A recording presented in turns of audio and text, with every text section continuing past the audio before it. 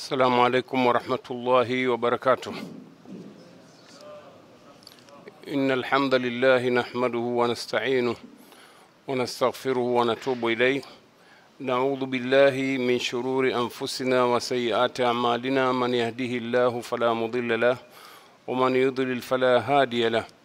وأشهد أن لا إله إلا الله وحده لا شريك له وأشهد أن محمدا عبده ورسوله. أما بعد، فإن أحسن الحديث كتاب الله وخير الهدي هدي محمد صلى الله عليه وسلم وشر الأمور محدثاتها وكل محدثة بدعة كل بدعة ضلالة فليعوذ بالله من البدع الضلالة اللهم آمين.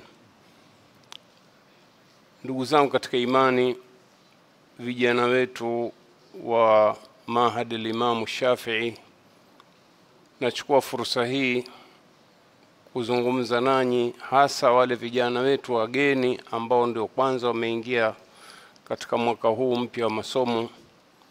Napenda kuzungumza nanyi katika mlango wa nasaha katika hii njia ambayo mmeitaka nyinyi ya kutafuta elimu. Nachukua fursa hii kushukuru uongozi wa Mahad kuweza kunipa fursa kuonana nanyi tena leo, kupeana nasaha ambazo zitasaidia kutia motisha katika kuitafuta elimu. Kwa hiyo nachukua fursa hii kutanguliza baadhi ya maneno ambayo naamini yatakuwa ni nuru na mwanga wa kuweza kuwasaidia katika njia ya kutafuta elimu. Ndugu zanguni katika imani, hasa wale vijana ambao mmeingia masomoni mwaka huu mpya katika chuo chetu, kwanza tutasema shukrani na sifa zote zimstahiki Allah subhanahu wa ta'ala kwa kuwapa nia nyinyi na wazazi wenu kuweza kuchagua mahadi hii kuwa ndio moja ya sababu ya kutafuta elimu yenu.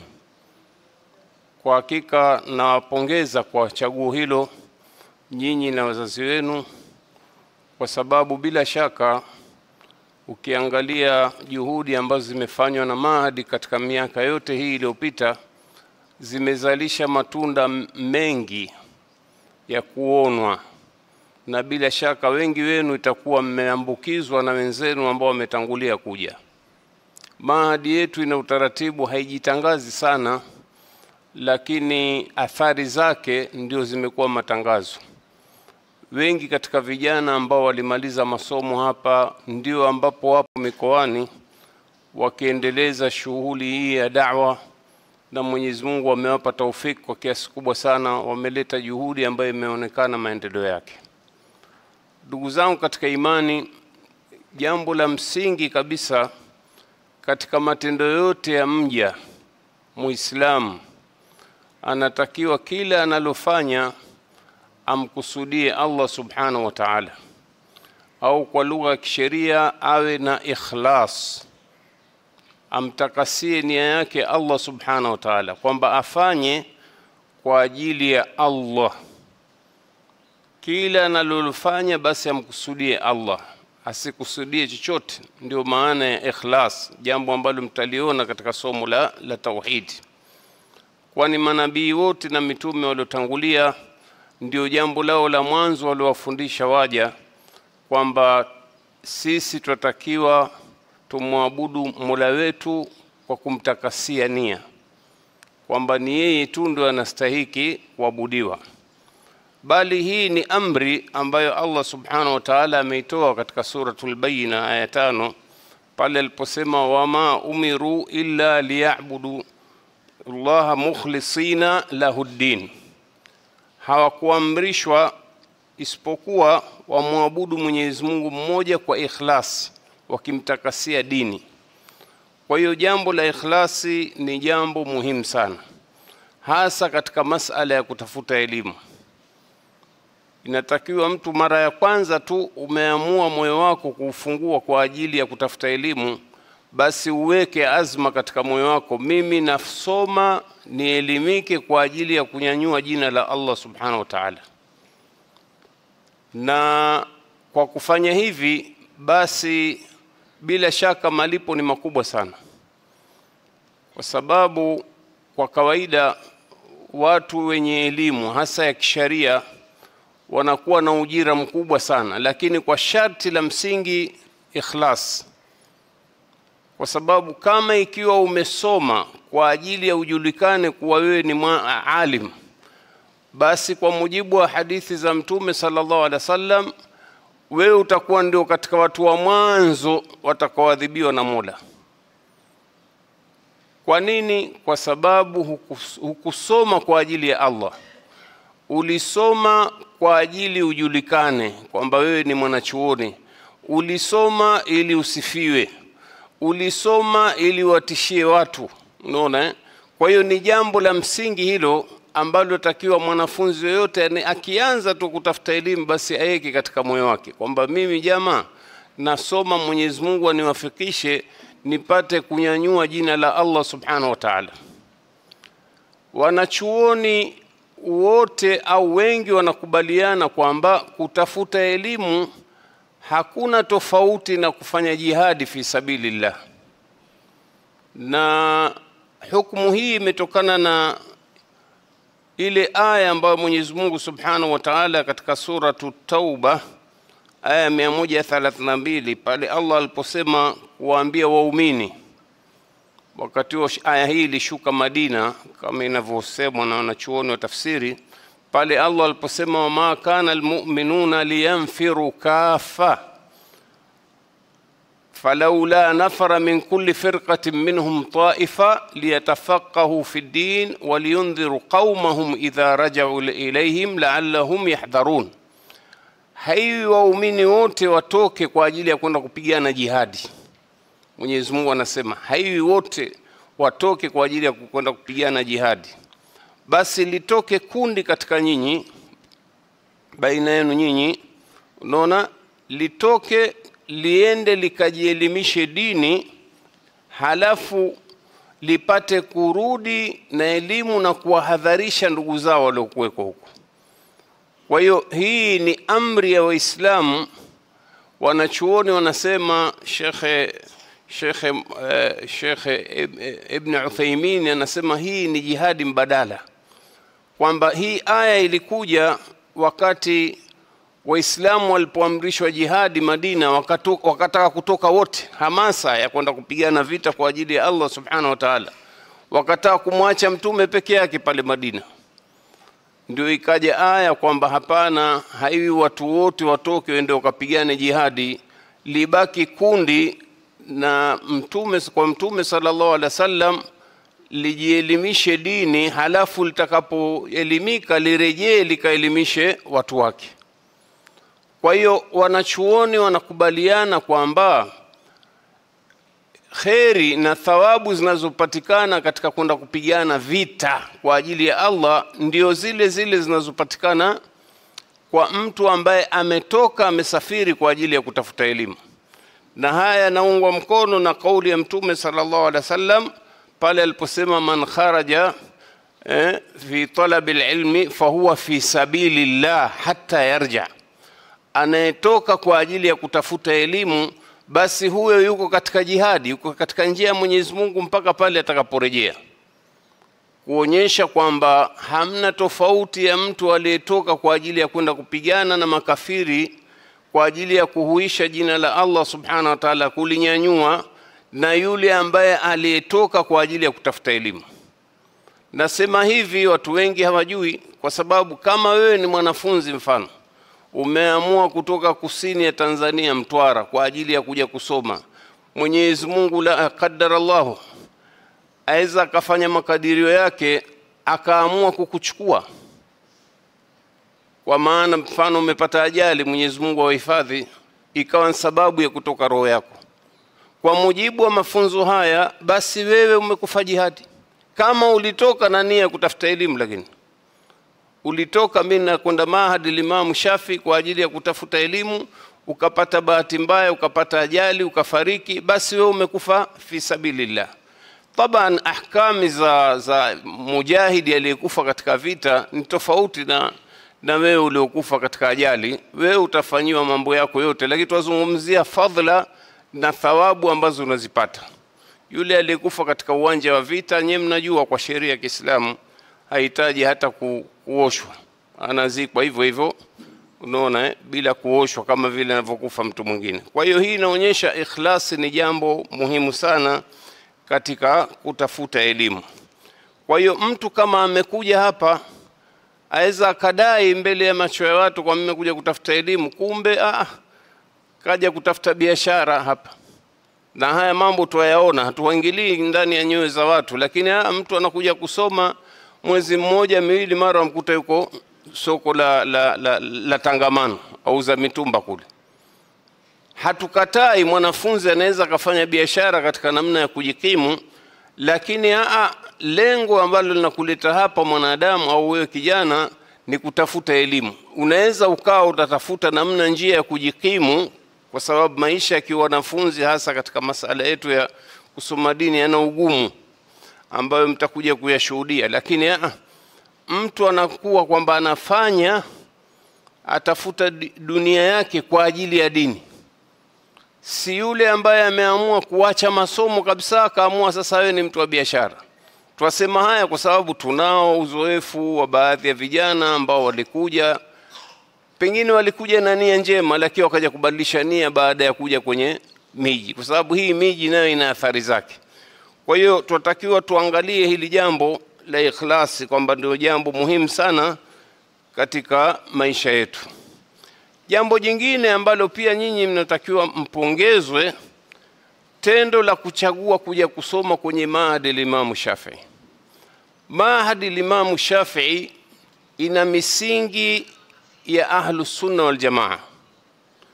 Ni katika vyuo vichache katika nchi hii ambavyo vinaelimisha watu kwa misingi ya Qur'ani na Sunna kwa ufahamu wa wema waliotangulia.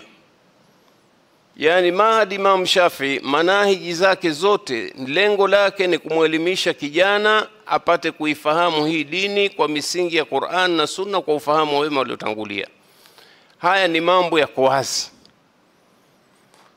na chaguo hili ni utekelezaji wa zile kauli za wema waliotangulia.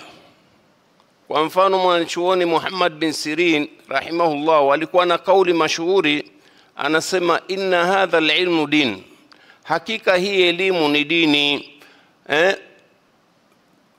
Alafu akasema fandhuru amman ta'khuduna dinakum, basi angalieni ni wapi kwa nani mtachukua dini yenu. Twasema alhamdulillah, Mwenyezi Mungu amewapa taufiki, kwa sababu kama ikiwa hukuchunga nasaha za wanachuoni kama hawa, utakuja shtukia umekuja Tanga umekwenda kwenye madrasa Shamsia, madrasa za kisufi ambazo Qur'an na Sunna ni jina tu, lakini kauli za mashekhe wa tarika ndio zimetangulizwa. Nyie mnajua maturuka haya wameadhimisha mashekhe wao kama kina hawa watu matarika Qadiria, Shadhilia, Dandarawia, Nakshabandia mfano wake. Wengi wamewaadhimisha mashekhe na wamechukua kauli zao kuliko kauli ya Allah na Mtume sallallahu alaihi wasallam. Kwa hiyo ni muhimu kuchunga, na mimi nasema hii ni taufiki ya Allah subhanahu wa ta'ala. Na bahati mbaya jambo hili nataka niwatanabahishe kwamba hii kauli ya Ibn Sirin imekuwa matat. Kila mmoja lile alilokuwa nalo yeye katika manahiji zake ndio anaona kwamba yeye ndio huyo aliyekusudiwa na Ibn Sirin. Ni wapi pachukuliwe elimu? Nafikiri mmesikia hawa vijana ambao wamejitokeza zama zetu, sisi tunawaita majadida, wao wanachukia sana, wao wanajiita masalafi. Wanaitumia hii kauli ya Ibn Sirin kwa kuwaambia vijana hasa mahala panapostahiki hasa kutafutwa elimu ni kwenye marakiz zao, wanaziita marakiz za masalafi. Wanasema hivyo. Mimi nasema marakiz za majadida, sio za masalafi. Na alafu bahati mbaya zaidi wamekuwa wakiwahamasisha vijana wasije katika mahadi zetu za watu wa Sunna, Ahlus Sunna wal Jamaa. Tumeshawahi kuwasikia hasa mashekhe wao kwamba msiende kusoma Mahadi Imam Shafi'i, msiende kusoma Darul Hadithi, Imam Shafi ndio hii hapa, Darul Hadithi ni hii hapa, ilikuwa ambayo mashuhuri inaitwa Boraska. Sasa angalia mahadi ambayo hii ndiyo iliyokuwa ya mwanzo kuelimisha watu Qur'an na Sunna. Kwa upande wetu wa Tanga tuzungumza, hatuzungumzi habari ya Tanzania, tunasema hii mahadi ndiyo ya mwanzo kuelimisha watu Sunna, Qur'ani na Sunna kwa ufahamu wa wema waliotangulia. Hao ambao wanadai kwamba wasipeleke vijana wasije kusoma hapa, wakati sisi twapeleka hii da'wa sahihi, wao bado walikuwa wapiga ngoma na zumari, wapiga madufu.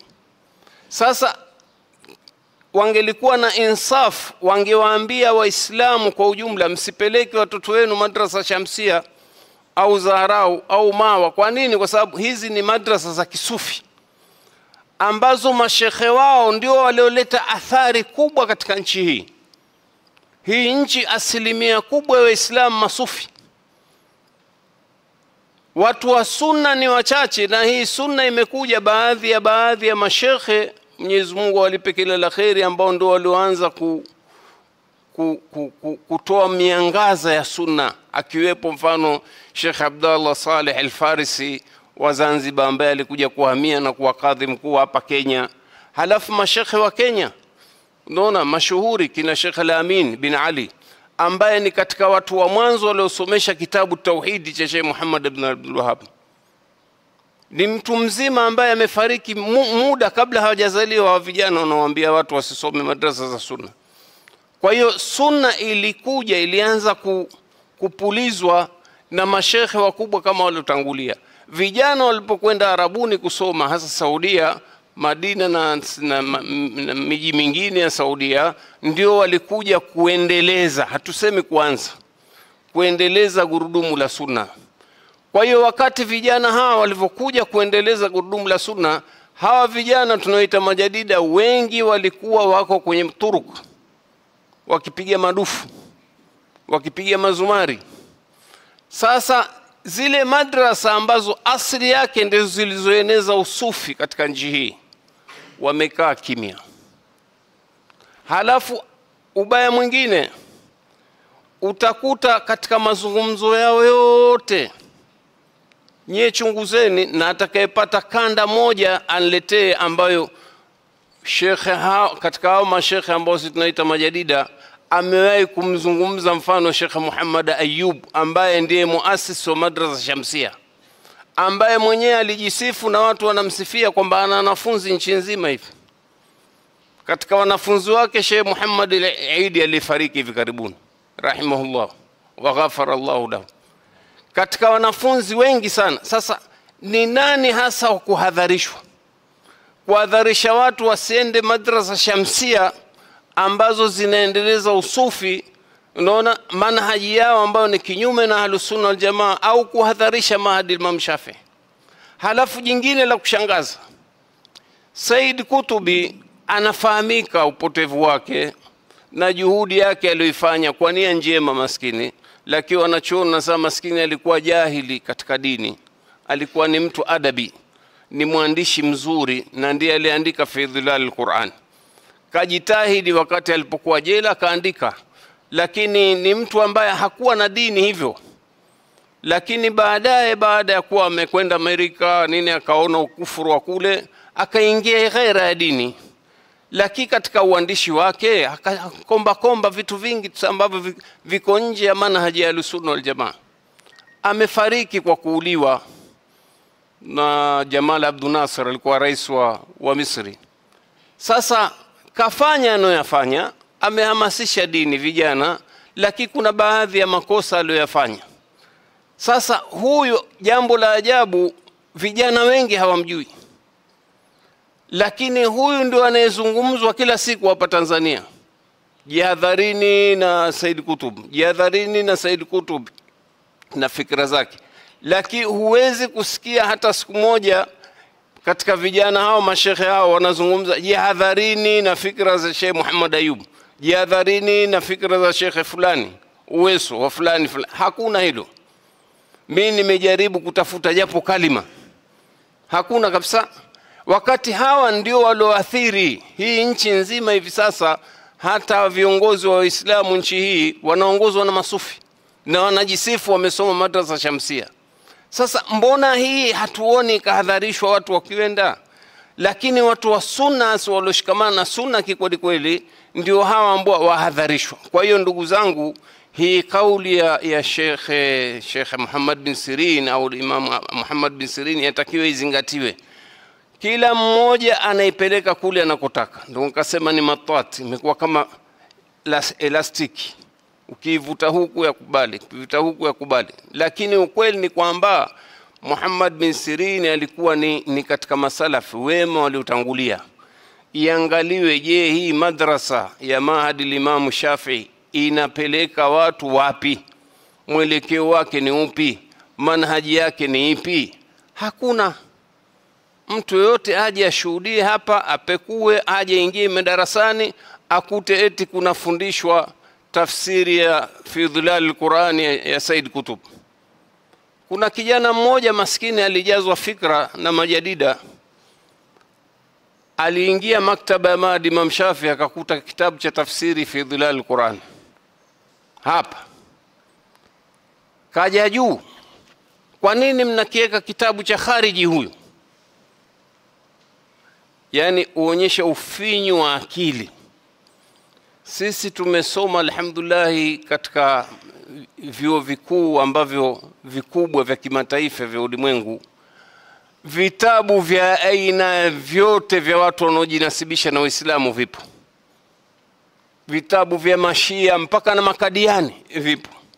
Haya, wewe utauelewa vipi ubaya wa Said Kutubi au na fikra zake au ubaya wa Mashia kama huambiwi vitabu vyao hivi hapa vya asili hivi hapa? Angalieni wamesema hivi ndani ya kitabu hiki hapa. Ndio lengo la kuweka kitabu cha Said Kutubi hapa au vitabu vyake.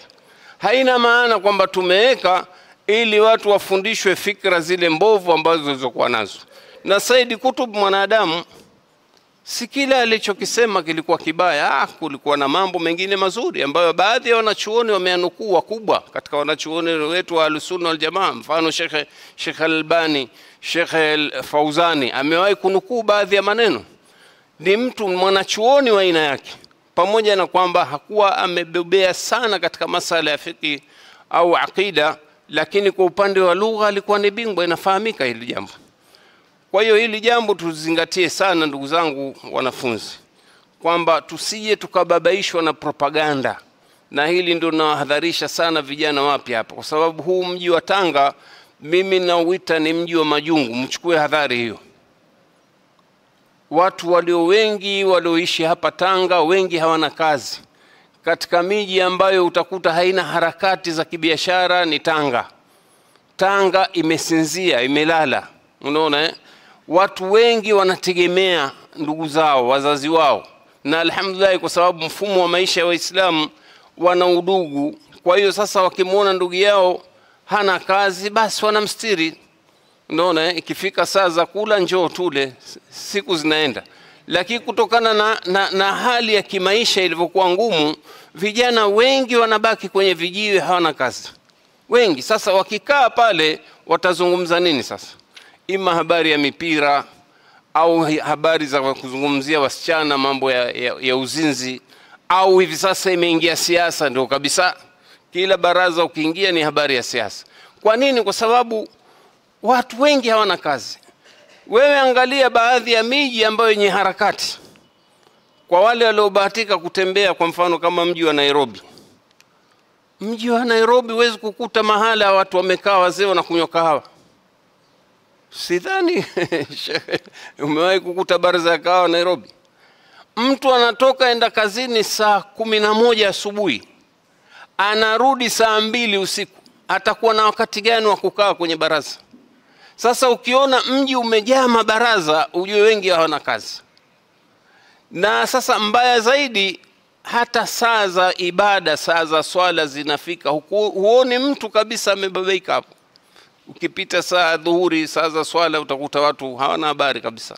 Wengine wanacheza makeram, wacheza mabao, wacheza nini, wanazungumza tu. Na wala hamna kuamrishana mema na kukatazana mabaya. Kwa hiyo Hadhari vijana wepi ambao mmekuja, shughuli yenu shaghili iwe ni kuitafuta hii elimu na kuwa na hirsi ya kuitafuta kama walivyokuwa na hirsi wema wale waliotangulia.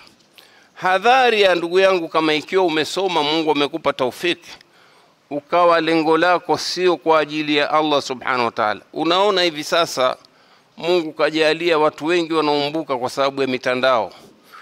Kwa njia ya mitandao utajua huyu mtu si masala ya kutafuta elimu, huyu atafuta umashuhuri. Yani shekhe, wewe kila unachofanya wajitoa kwenye mitandao, huna tofauti na wasanii. Ukiingia ndani ya gari wapigwa picha, ukitoka wapigwa picha, sijui ukila wapigwa picha, ukifanyaje wapigwa picha. Sasa lengo lake nini? Hivi ni vyombo vimekuja kusaidia, sio kwa ajili ya kueneza maovu au kuwapa mbele watu ambao hawana mwelekeo uliokuwa mzuri. Angalia kama nilivyotangulia kusema kwamba kuna mtu amejielimisha katika mambo ambayo wataulizwa hawa watu maulama hawa, watakuja kuulizwa huko siku ya hisabu. Haya, wewe hebu tuelezee neema yako ni ipi ambayo ulikuwa nayo, umeitekelezaaje? Mimi alhamdulillah nimeelimisha watu alhamdulillah. Anakuja malaika anamwambia kadhabt, mwongo mkubwa wewe. Kwa nini? Kwa sababu wewe hukuwa ukielimisha liuqalu annaka alim. Je, hukuwa ukisoma wewe kwa lengo lako upate kuambiwa wewe ni mwanachuoni alimu? Sasa ushakuwa mwanachuoni, huna chako. Watu hawa watakuja kuadhibiwa mwanzo kabisa katika watu watakaoadhibiwa. Kwa hiyo hili jambo latakiwa lizingatiwe, na kariri neno la ikhlas ni jambo muhimu sana. Jingine ambalo napenda kuwafahamisha ndugu zangu vijana, hasa swala la hirsi ya kutafuta elimu. Msipoteze muda kila kukiwa na mnasaba wa kupata elimu. Na elimu hasa mashekhe wetu madarasani hutuambia kwamba elimu ya darasani inapatikana 75%, lakini sehemu iliyobakia inapatikana nje ya madarasa. Yani usikae wewe elimu unaona nitaipata kipindi cha kuingia darasani na kutoka. Kuna njia nyingi, kuna halakati. Unaona kuna wasaili siku hizi. Kwa mfano kama juzi kulikuwa na hafla ya vijana waliotakharaji karibu 300 nakumbuka. Vijana wametakharaji kwa njia ya mtandao, wamesoma mpaka wamehitimu, wamefanya mitihani, wamefaulu. Yani wasaili zimekurubia, ile hoja ya kusoma na tafuta elimu imeanza kuondoka, kwa sababu popote ulipo unasoma. Sema tu uwezi kulinganisha mtu anayesoma kwenye mitandao na mtu anayesoma kwa mwalimu. Hasa mtu anayesoma kwa mwalimu anapata athari nyingi sana. Jambo kubwa analipata ni akhlaq.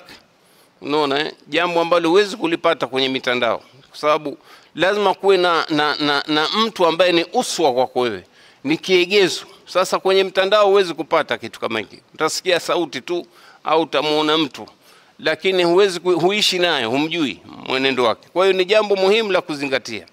Sasa mfano mzuri nimeona ni wapi jamaa wa hirs. Huyu mwanachuoni ambaye alikuwa mwanafunzi wa Imamu Abu Hanifa ambaye mashuhuri anaitwa Abu Yusuf, anasimulia yeye kwamba alifelewa na mwanae mdogo, ikawa kumebaki kazi ya kumwandaa yule maiti, kumosha, kumtia sanda na kumzika. Basi kwa kauli yake anasema, nilimkalifisha jirani pamoja na akriba wakaifanya hiyo kazi ya kwenda kumtayarisha maiti na kumosha. Kwa nini? Kwa sababu kipindi hicho ilikuwa Imamu Abu Hanifa na darsa. Anasema nimeogopa lisije likanifutu darsa lile. Unaona hapa tunapojifunza kwamba kwanza hata awe nane amekufa, watu hawavunji madarasa, wanaendelea kuonyesha jinsi salafu walivyokuwa na hirsi ya kutafuta elimu. Mtu mwanae kafa, kama ni wewe leo mfano wahudhuria madarasa jioni, mwanao kafa, kweli uache kumshughulikia mwanao uende ukasome darasa la jioni tunalo sisi? Vipi Sheikh, mimi nimekuja darasa hapa, mwanangu nimewachia watu, utaonekana vipi zama hizi zetu jamaa? Jitu jambazi wewe, mtu una huruma, mwanao kafa umekataa.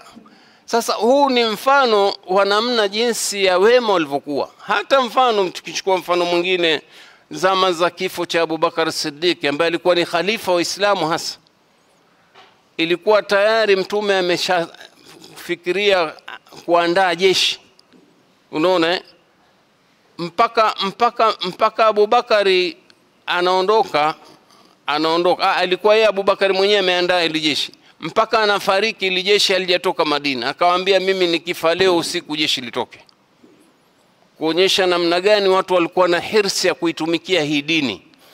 Hii ilikuwa ni aina ya jihadi ya kitali ambayo alikuwa amesimamia Abu Bakar Siddiq. Kwa hiyo na hii jihadi ya elimu haina tofauti, hirsi yake kuitafuta elimu haina tofauti na jihadi fi sabilillah. Malengo yetu makubwa ni kuelimisha Waislamu wapate kuitekeleza hii dini. Nukta ya mwisho ndugu zangu, hivi sasa kumeanza kutokea matukio mengi ambayo yameanza kuwatia utata vijana wanafunzi kwa hakika. Na hii ni nasaha kwetu sisi maduati, kwamba kuna baadhi ya mashekhe ambao tuliwaamini sana kwamba ni vijana au mashekhe, maana sasa washafikia umri mkubwa, si hatuwezi kuwaita vijana, lakini zama za ujana wao walikuwa mbele katika kuitetea hii sunna, walikuwa mstari wa mbele. Lakini sasa kadri umri unavyokwenda, wanaonekana wanakengeuka. Mtu shekhe wa kuaminika wa sunna unakwenda kuitwa na msanii kuhudhuria shughuli ambayo imebeba sura ya dini, lakini wewe unakwenda kuhudhuria kuunga mkono, na wakati unaenda kuna minkarati inafanyika mle ndani, kuna minkarati inafanyika. Unakwenda kwa maana ya kwamba eti mimi nimealikwa, kuna mashindano ya watu mashuhuri ya kusoma Qur'an, kwa hiyo waitwa wewe kama mgeni rasmi au mtoa mawaidha, watoa mawaidha, na ndani ya hiyo hafla kuna minkarati chungu nzima. Nimeshuhudia wallahi hiyo hafla hiyo imefunguliwa na watu wa muziki, wanaitwa watu wa kasida, lakini wamekuja na magita na mavyombo ya muziki. Hiyo hafla ya Qur'an imefunguliwa hivyo. Haya, wewe utasema wewe ni shekhe gani wa sunna, wakaa mwanzo mpaka mwisho, mpaka unaondoka hujaonyesha dalili yoyote ya kulizuia lile jambo, kwa sababu hatua ya mwisho ambayo ni ya mwisho kabisa ya mtu ambaye ameshindwa kuzuia kwa mkono wake au kusema ni kuondoka. Hii ndio manhaji ya sunna, inkari al-munkar. Ima utazuia kwa nguvu kama una uwezo, umeshindwa bilisanika, umeshindwa biqalbika, unashindwa kabisa, moyo wako unachukia, na kuchukia kwako ni wewe kuondoka kwenye ile majlis, lakini upo mpaka zawadi zatolewa na wewe pengine ushafungiwa bahasha yako unaondoka. Hii inaleta picha gani kwa vijana wanaosoma? Na haya mambo jamaa sasa yana trendi. Haya mambo yakifanywa na mashekhe wa kisufi hatuna wasiwasi, kwa sababu tunajua ni sera zao. Wao wenyewe wamehalalisha muziki. Sasa hata akihudhuria hafla ya wasanii ya kufanya lolote pale, huwezi kuhangaika kubabaika sana.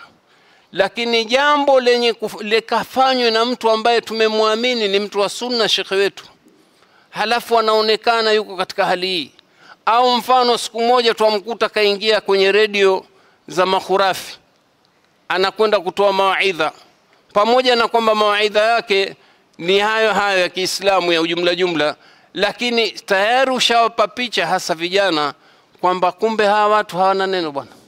Na ndio hali tunaokwenda nayo hivi sasa. Washajitokeza baadhi ya mashekhe ambao tuliwaamini watu wa sunna, hivi sasa wamekuja na mwelekeo mpya wa umoja huu feki, Habil na Nabil nachanganya. Hapana jamaa, umoja wa kweli ni ule ambao wa watu walioshikamana na Qur'an na sunna. mtengano umetabiriwa na Mtume, utaendelea kuwepo kwenye firaki hizi firaki zitakuwepo. Kwa hiyo sisi tunatakiwa tujikusanye katika firqatun najia, lile pote ambalo ni wokovu. Kwa hiyo kwa njia kama hii, ndugu zangu, hasa vijana, mchunge sana, hasa kwenye mitandao. Siku hizi inachukua nafasi kubwa ya kupotosha watu. Mitandao hivi sasa yatakiwa uangalie ni mitandao gani hasa, kama ikiwa ni channel gani hasa. Unaona hii kauli ya Ibn Sirin inaingia kila mahala. Angalia ni channel gani ambayo utapata vitu cream vya kweli. Unaona, usiingie mahala ambapo wewe elimu yako ndogo unaingia kwenye shubha, mara umebebwa, umeingia kwenye upotovu. Kwa hiyo kwa haya machache, ndugu zangu, nimesema nitakamilisha kwa kuwatakia kila la kheri na ufanisi, hasa vijana wetu wapya walioingia, na wale ambao ni wa zamani tunao hapa, waendelee kufanya juhudi ili Mwenyezi Mungu wape taufiki, wapate kumaliza masomo yao, waende kuihudumia hii dini na kuisimamisha sunna ambayo hivi sasa inapigwa vita vikali sana. Aqulu qawli hadha wa billahi tawfiq wa sallallahu ala sayyidina Muhammad walhamdulillahi.